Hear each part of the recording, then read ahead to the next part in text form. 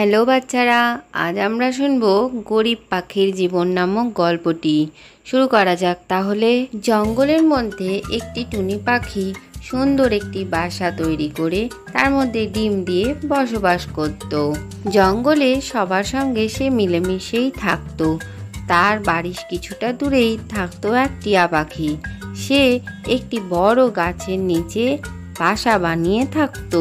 টিয়ার বাসার উল্টো দিকেই একটি কাক খুব শক্ত বাসা বানিয়ে সেখানে বসবাস করত। তার বাসাটি ছিল শক্ত তার দিয়ে তৈরি। কিছুদিনের মধ্যেই টুনির সেই ডিমগুলি থেকে বাচ্চা ফুটে বের হলো। তোমাদের দেখে আমি খুব খুশি হয়েছি। এখন তো বর্ষাকাল আসছে।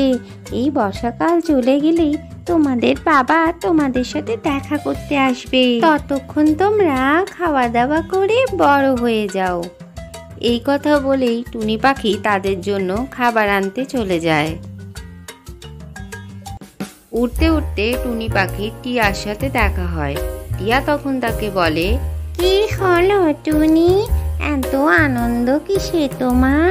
আরে টিয়া ভাই, আসলে আমার ডিমগুলো ফুটে খুব সুন্দর সুন্দর বাচ্চা হয়েছে। তাদের জন্যই আমি জঙ্গলে খাবার আনতে যাচ্ছি। ঠিক আছে, যা যা তাড়াতাড়ি বাচ্চাদের জন্য খাবার নিয়ে আয়। হ্যাঁ, তুমি ঠিকই বলেছ, এখন আমি চলি।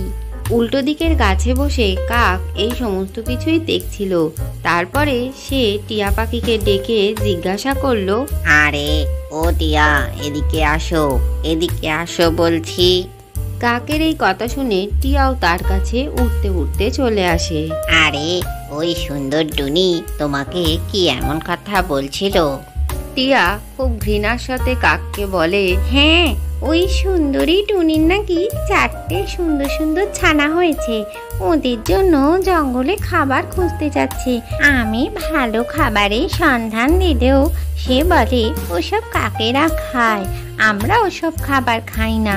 কাককে সে বানিয়ে বানিয়ে মিথ্যে কথা বলতে থাকে এবং কাকও তখন খুব রেগে যায়। শুধু এটাই নয়, সে কাকেদের সম্বন্ধে আরো খারাপ খারাপ কথা বলছিল।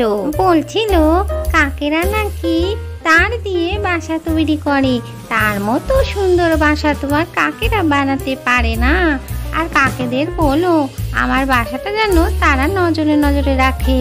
এই অহংকারী টুনির কিছু একটা ব্যবস্থা করতেই হবে। ও সুন্দর বাসা বানাতে পারে বলে আমাদের অপমান করতে পারে না। এরপর কাক ও টিয়া মিলে তারা পৌঁছে যায় টুনির বাসার কাছে। কাক ভাই, আমরা তো এবার টুনির বাসাটা ভাঙবো, তাই না? ওর বাসা ভেঙে দিয়ে কি হবে? আবার তো বাসা বানিয়েই নেবে। আমরা ওর বাচ্চাগুলোকে মেরে ফেলবো। ও এসে বাচ্চাদের না দেখতে পেয়ে খুব কাঁদবে। এরপরে কাক টুনির ছানাগুলোকে বাসা থেকে নিচে ফেলে দেয়। তাদের মধ্যে একটি ছানা গিয়ে পড়ে পাথরের ওপরে।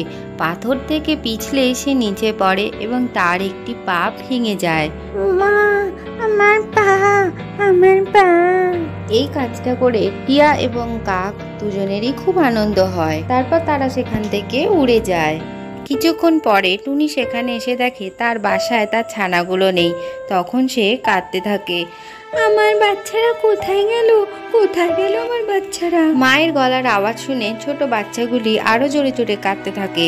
তখন টুনি সেখানে পৌঁছে যায় এবং তাদের নিয়ে গিয়ে বাসায় তুলে রাখে। একটু দূরের একটি গাছে বসে এইসব দৃশ্য ঝিল দেখতে থাকে আর সে মনে মনে ভাবে এবার সে টুনির ছানাগুলো আবার খেতে পারবে।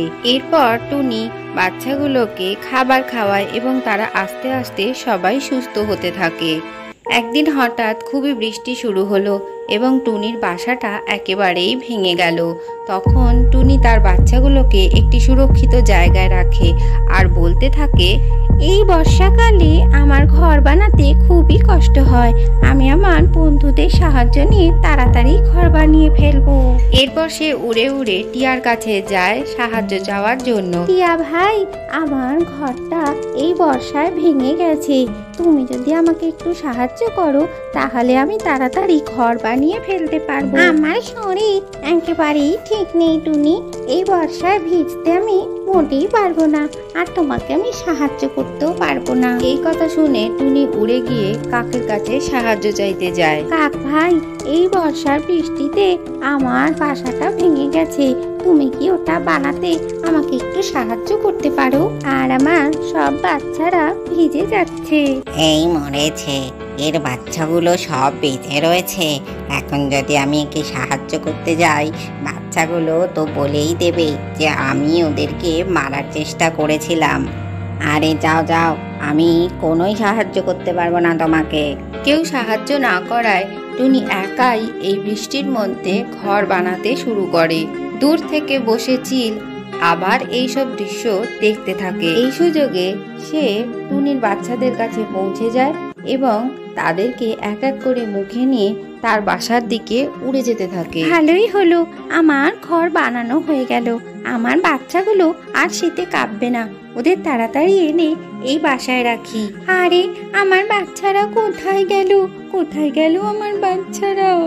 চারিদিকে খুঁজতে খুঁজতে সে দেখতে পায় একটি চিল তার বাচ্চাকে বসে বসে খাচ্ছে। সেটি দেখে সে কাঁদতে থাকে আর বলে, হে ভগবান, আমি আমার বাচ্চাদের এই চিলটার থেকে কোনোভাবেই বাঁচাতে পারলাম না। কিছুক্ষণ বাদে চিল সেখান থেকে উড়ে যায়। তারপরে টুনি পাখি সেখানে এসে দেখে তার বাচ্চাদের রক্তাক্ত মৃতদেহ এবং সে সেখানে তখন দাঁড়িয়ে দাঁড়িয়ে কাঁদতে থাকে। আজকের গল্পটি থেকে কি শিখলে বাচ্চারা? কখনোই অন্যের ক্ষতি করতে নেই, সবসময় সকলকে সাহায্যই করতে হয়। ভিডিওটি ভালো লাগলে চ্যানেলটিকে লাইক ও শেয়ার করে সাবস্ক্রাইব করে দিও।